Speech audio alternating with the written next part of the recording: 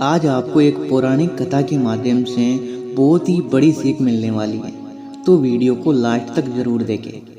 क्या दोस्तों, आपको कभी ऐसा लगता है कि कथा प्रवचन भजन संग सत्संग में रमे लोगों में भी सारे छल कपट प्रपंच भरे हैं, बल्कि उनमें तो कुछ ज़्यादा ही है। बात सनातन आस्था से जुड़ी है, इसीलिए इसे टाल देना ठीक नहीं है। इसे समझने की ज़रूरत है, क्योंकि अक्सर नादानी में सनातनी ही सनातन परंपराओं पर प्रश्न उठा देते हैं और तथाकथित धर्मनिरपेक्षों को मजे लेने का मौका मिल जाता है। आपके मन में कथा सत्संग भजन पूजन के प्रति शंका का भाव अगर 1 मिनट के लिए भी कभी मन में आया हो तो इसे धैर्य से सुनिएगा। इसी बहाने घर घर की एक समस्या पर आज हम विचार कर लेंगे जो शायद आप भी झेल रहे हो। किसी युवा ने मुझसे प्रश्न किया कि मेरी पत्नी बड़ी धार्मिक विचार की है, पूजा पाठ करती है, पास में एक भजन सत्संग ग्रुप है, उसमें नियमित तौर से जाती भी है। माता पिता भी धार्मिक स्वभाव के हैं, कीर्तन आदि में जितना संभव हो सके उतना जाते हैं। धार्मिक चैनलों पर दिन भर कथा प्रवचन सुनते हैं। घर को बाहर से देखें तो लगेगा कि किसी आश्रम में है, लेकिन अंदर का कलह ऐसा नहीं है। पूछिए मत उसके बारे में तो।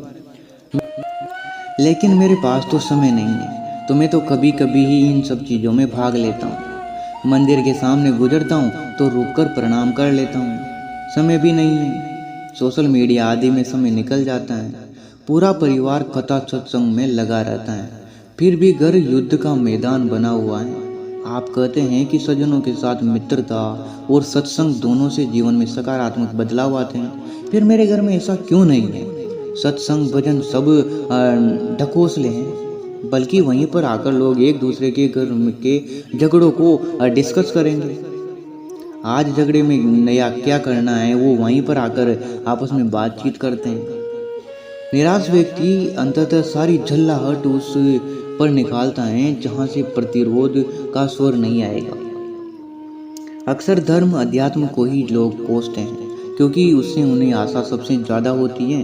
पहले एक छोटी सी आपको मैं कहानी सुनाता हूँ, कथा सुनाता हूँ पौराणिक, फिर इस बात को हम समझेंगे। तो राजा जनक बड़े ही ब्रह्मवेता थे। उनके पास ज्ञानियों का जमावड़ा रहता था। एक ऋषि ने अपने पुत्र को ब्रह्म ज्ञान की प्राप्ति के लिए जनक के पास भेजा। ऋषि पुत्र जनक के पास आ गया। जनक बड़े ही पार की थे। उस बालक के हाव भाव से उसे पूरा समझ गए थे। जनक ने महल में ही उसके रहने का प्रबंध कराया, जो उसने स्वीकार कर लिया। अगले दिन जनक ने उसके आने का कारण पूछा, तो ऋषि पुत्र ने कहा कि महाराज मैंने सारे शास्त्र पढ़ लिए हैं, संसार का ज्ञान प्राप्त कर लिया है। तो जनक ने पूछा कि इस ज्ञान का क्या निचोड़ निकाला तुमने? तो ऋषि पुत्र ने कहा कि इस ज्ञान का यही निचोड़ समझा है कि यह संसार मिथ्या है। दुख और मृत्यु का सामना तो जीवन में एक बार सबको करना ही है। कुछ भी स्थिर नहीं है। ब्रह्म क्या है? मुझे ब्रह्म ज्ञान की अभिलाषा है और इसीलिए मैं आपके पास आया हूँ। एक बालक के मुख से ऐसी गंभीर गंभीर बातें सुनकर महाराजा जनक जी समझ गए कि इसने शास्त्र पढ़ तो लिया है, लेकिन समझा नहीं है। जनक जी उसे उपदेश देने लगते हैं। तभी एक सेवक आता है और कहता है, महाराज महल में आग लग गई है। जनक ने सेवक की बात सुनी और लापरवाही से उसे टाल दिया, जैसे कोई साधारण सी बात हो, इसमें क्या बल देना। वो उपदेश देने में लगे रहे उस बालक को। आग लगी है इस पर उन्होंने कोई ध्यान ही नहीं दिया।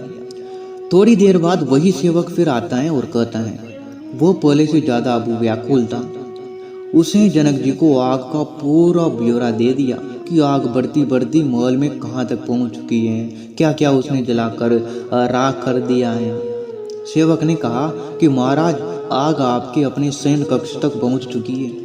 प्रयास हो रहे हैं लेकिन आग बुझ ही नहीं रही है। जनक ने कहा, ये चिंता की बात तो है, लेकिन तुम अभी जाओ। आग का क्या है, अपना प्रकोप दिखाएगी। मेरे प्रिय वस्तुएं जलाकर राख हो जाएगी। यहाँ उससे ज़्यादा आवश्यक कार्य चल रहा है। यहाँ ब्रह्म ज्ञान की चर्चा हो रही है, इसमें आग को बाधक नहीं बनना चाहिए।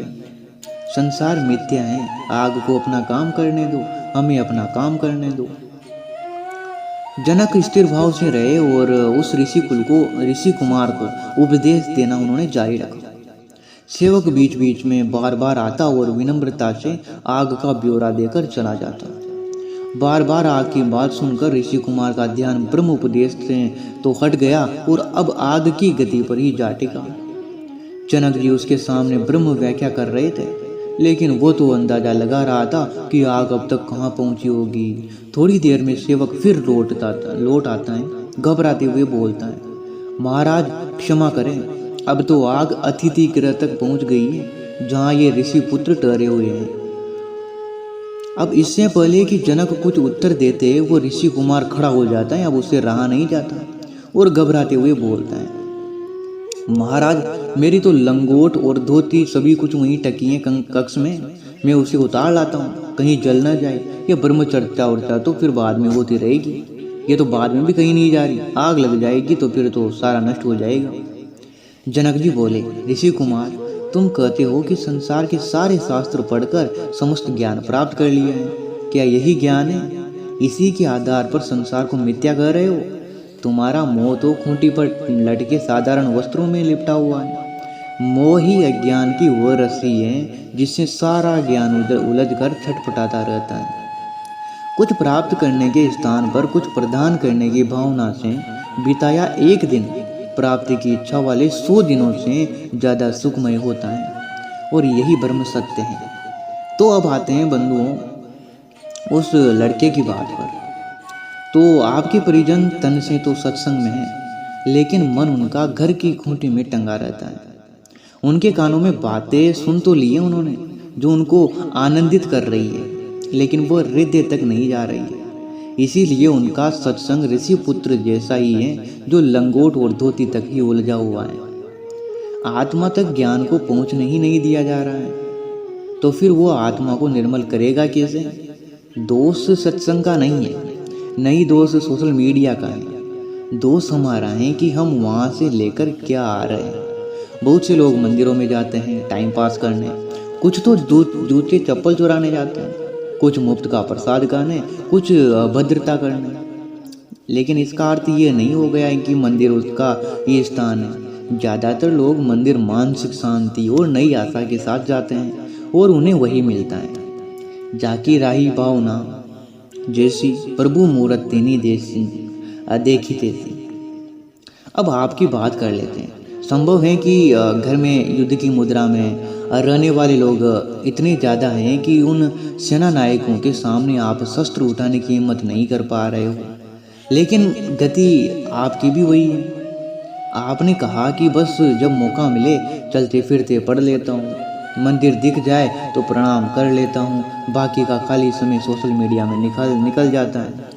अगर उन्हें सत्संग का लाभ नहीं हो रहा हो तो आपको भी फेसबुक व्हाट्सएप इनका क्या लाभ हो रहा होगा? आप अपनी दिनचर्या का गहराई से अवलोकन करिएगा। आप पाएंगे कि जब से आप इन चीज़ों में ज़्यादा समय देने लगे हैं, आपका प्रोफेशनल जीवन अस्त व्यस्त हो गया है। आपकी झल्लाहट बड़ी होगी। ऑफिस में जो लोग आपके अजीज हुआ करते थे अब उनसे आप कट रहे होंगे। आप एक बार स्वयं प्रयास करके देखिए, घर की व्यवस्था तुरंत दुरुस्त हो जाएगी।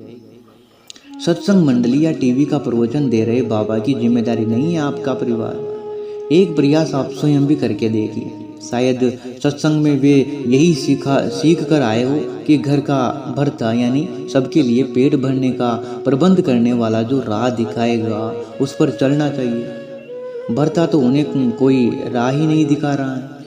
झल्ला कर बस कह रहा है कि दिल करता है घर ही छोड़ दूँ। छोड़ने से नहीं, जोड़ने से बात बनेगी। तो प्रिय मित्रों, आज का वीडियो कैसा लगा आपको? अब मिलते हैं नेक्स्ट वीडियो में, तब तक के लिए आप अच्छे से रहिए। Thank you so much video को लास्ट तक देखने के लिए।